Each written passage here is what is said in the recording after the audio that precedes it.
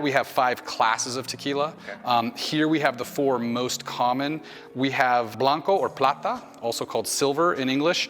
These tequilas are the truest expression of both the agave and the distiller's craft. Purists like myself tend to prefer Blancos. For people newer to tequila or newer to spirits in general, they might be a little aggressive or a little harsh. If you come from North America or Anglo societies in general, you're more used to brown spirits, so the barrel-aged stuff will be a little friendlier. But the Blanco is really the way tequila was born. And it's really where you get the true essence of the agave. It's also difficult to impossible to hide flaws in a Blanco, so you really know what you're getting there. These spirits are generally completely unaged, generally will have no contact with wood. Per the tequila norm, they can be in contact with wood for up to 60 days. Most Blancos, and certainly traditional Blancos, will not have any contact with wood, so they're true white spirits.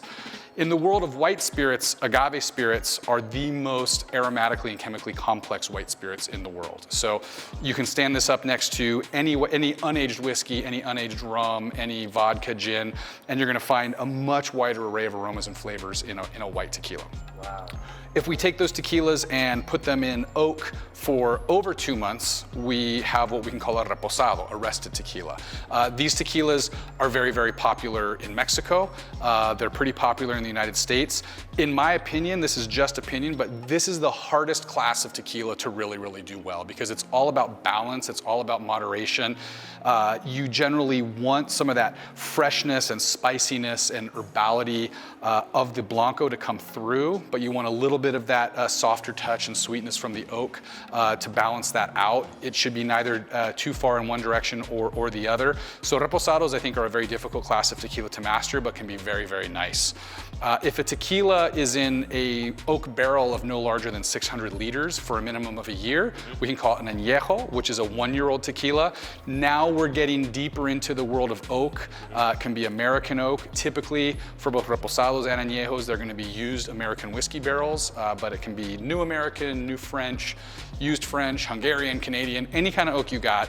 If the barrel's no larger than 600 liters and it's been in there for a year, you can call that an añejo. They're going to be starting to get darker, take on more chocolate, vanilla, perhaps coffee and hazelnut, cinnamon tones from the barrel. If it's American oak, they're going to start to drink a little bit more like a whiskey. If it's French oak, it's going to start to drink a little bit more like a French brandy or a cognac or an armagnac.